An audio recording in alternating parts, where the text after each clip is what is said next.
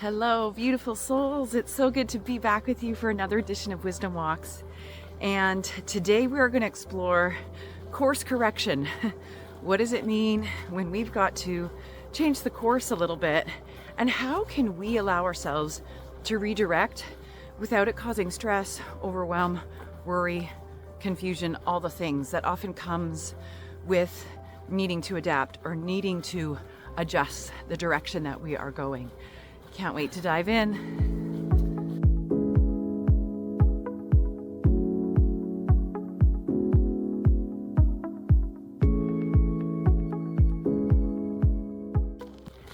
All right, course correction, what does it mean?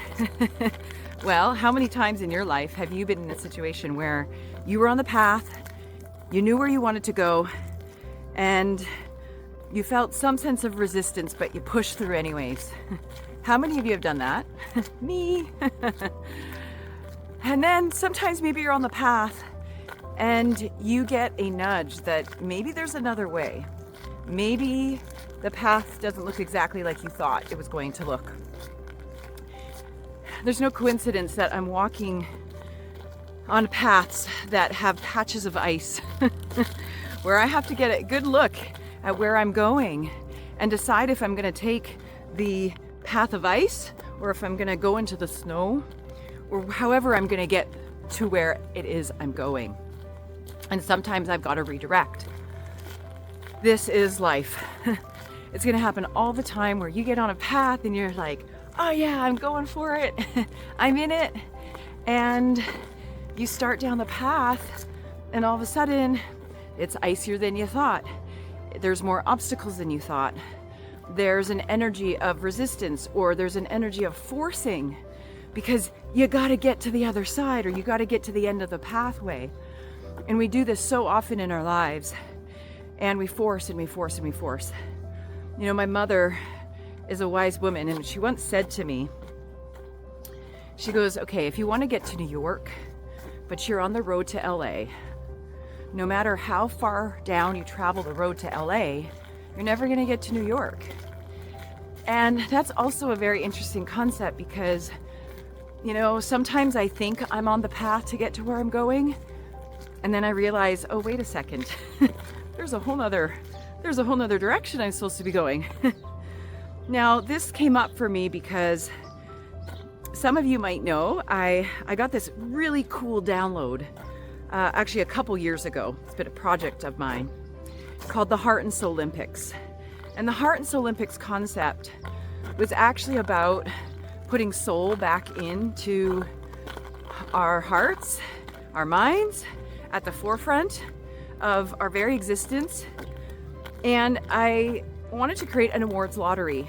So there wouldn't be any competition, but rather there would be a draw. So people would get nominated and we would pull names. Because at the end of the day, it's about the celebration. It's not about the competition, in at least my perception of how we show up in the world. And this awards program is for people who are doing good deeds. It's not for achieving certain statuses. It's not for hitting certain targets or goals, other than being a good steward of humanity.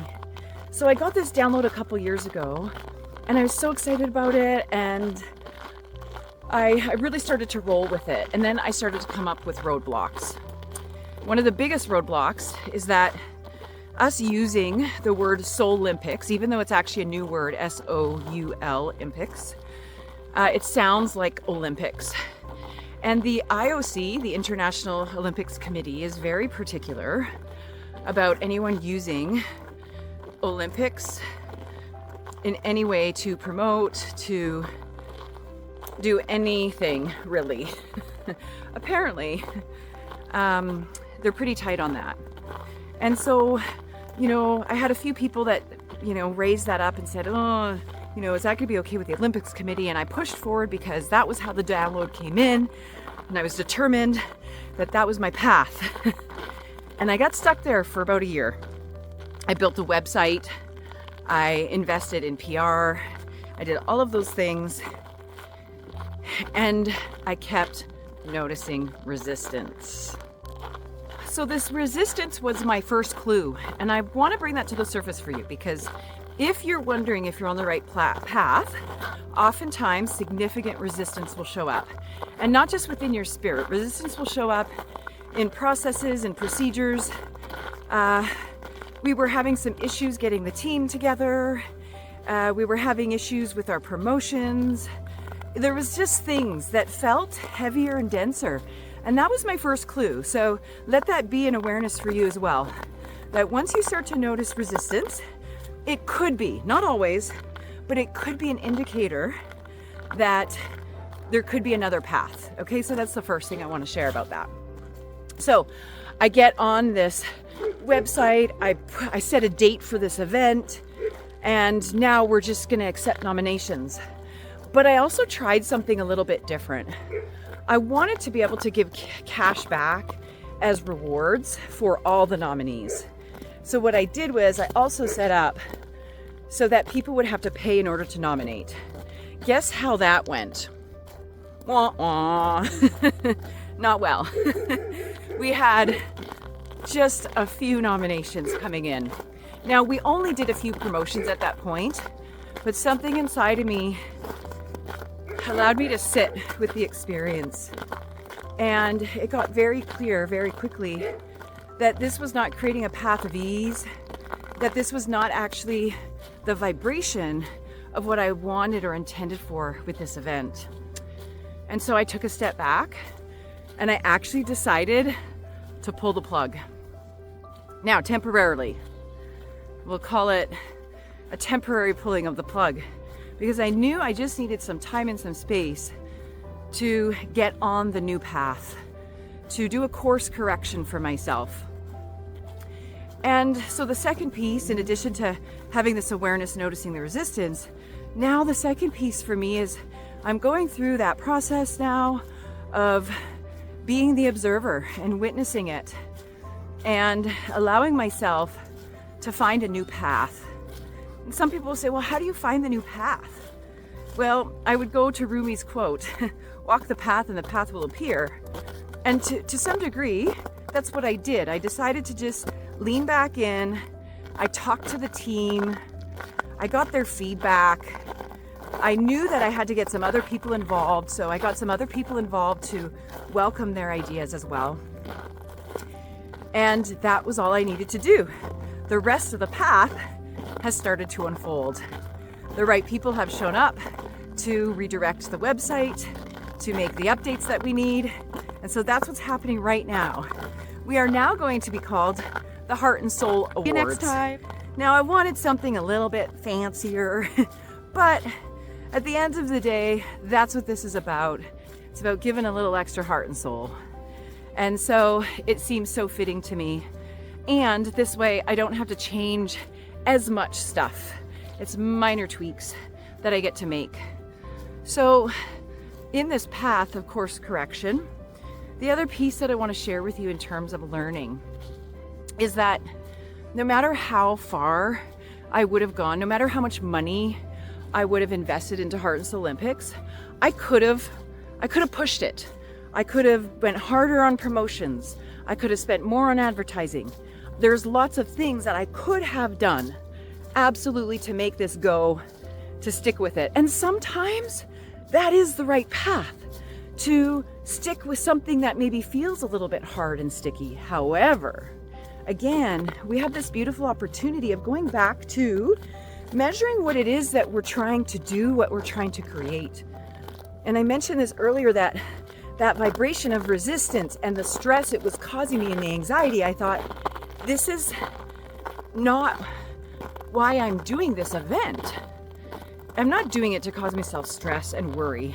I'm not doing it out of ego to, make some elaborate event or gala. I'm doing it because Spirit called me to do it. And maybe I got my own ego in the way in creating some of that stubbornness that, oh yeah, I'm going to do this, I'm going to do this, I'm going to do this. And in allowing myself to step back, be the observer, allowing myself to really tune in to what it is that this whole thing is about. So the why. Why are you doing what you're doing? Not only does the why allow us to connect with meaning and purpose, but the why you're doing what you're doing, this is what the secret sauce is. Because when I go back to my why on creating this Olympics, Heart and Soul Olympics, Heart and Soul Awards now, when I go back to the why on this, it's because I believe in celebration along the way. And if I'm not celebrating the journey of creating this event, of creating this movement, because I really feel like it's a movement, and if I'm not enjoying the journey, then I'm missing the whole entire point of the message. Because this is about celebrating not just the end game, but celebrating each and every moment that we have here. You know, if we continue to play the I'll be happy when game, oh, talk about course correction. I've got to do some course correcting. Okay, that way. We'll go back this way. Course correction. And, you know, going back to that why piece, you know, if we are not doing things and connecting it back to our why, then what are we doing it for? If we're not allowing ourselves to celebrate, you know, I was listening to my friend Dr. Jamil, and he was talking about most people, they have their path from, you know, A to Z, let's say. And, you know, they set that goal, okay, I'm starting at A, but I'm gonna get to Z, and when I hit Z, then I'll be happy. And then we miss the B and the C and the D and the E and the F. There is no other time but now. And so really allowing us to celebrate in the now, stopping the waiting game in that opportunity for celebration. This is what it's about. And I think it's so important that we start embedding this in our day-to-day now, in our here and now. I'm celebrating that I'm getting out for a walk and not using the ice and the mess out here to stop me. I'm celebrating that the sun is shining on my face. I'm celebrating that I get to connect with you today. And I think it's so important because I think we're all feeling a little bit lost, maybe overwhelmed with the way of the world. And it's so easy to get caught up in that. And so sometimes it requires us to course correct, even in our thoughts. So course correction doesn't necessarily need to just apply to an outward extrinsic experience, as I've just talked about. Sometimes course correction is redirecting our thinking as well. And part of my course correction in this whole awards program has been about readjusting my thinking about it and not getting so hooked into the narrative that I thought it was, in terms of it needing to be the Heart and Soul Olympics and having this Olympic feel and, you know, having an Olympic star gold medalist speak at the event, you know, those types of things. Really just letting all of that go and just walking the path in celebration.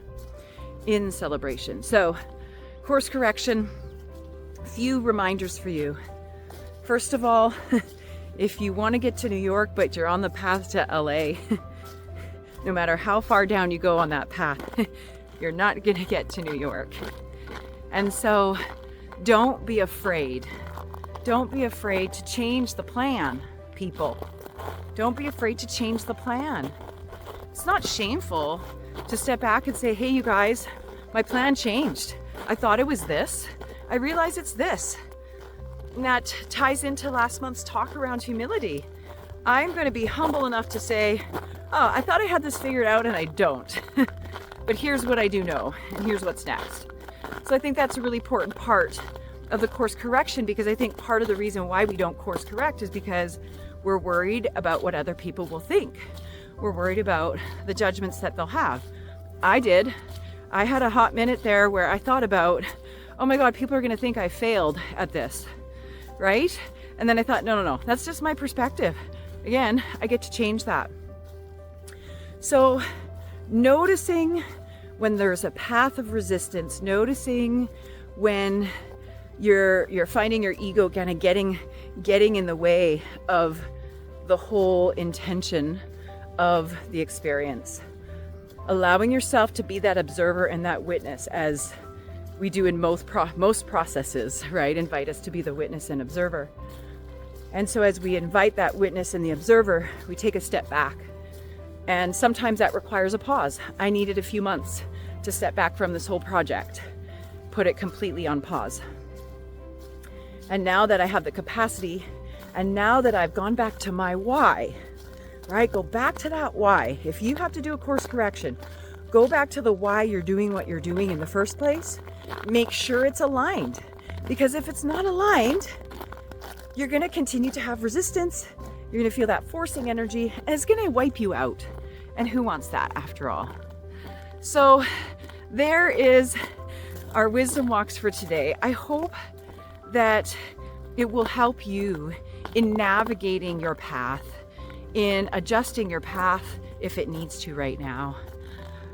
I want to thank you from the bottom of my heart for tuning in to these wisdom walks. I love sharing my stories with you and whatever wisdom that drops in from the heavens. I also want to encourage you, if you would like to nominate somebody, I'm going to direct you soon, very soon. The website is going to be all updated. It's heartandsouls.awards.com, and you'll be able to nominate without having to spend any money. We changed that. If you want to make a donation to go to contributions for the nominees, you can. It will now be optional. But I'm going to invite you to think about the people in your world who would give the shirt off their back, the people who have gone above and beyond, the people who are generous, the people who maybe are struggling but still will show up for you. We want to celebrate those people so badly. And so please, please, please consider nominating one, several people. And next year, February 2027-ish, finalizing the date as we speak, we will have the gala and we will come together in the most amazing event. I cannot wait to celebrate with all of you. So get those nominations in. We'll let you know when that website is live. In fact, when this Wisdom Walk comes out, that website might even be ready for you. So until next month, be well. Don't be afraid to correct the course. Bye for now.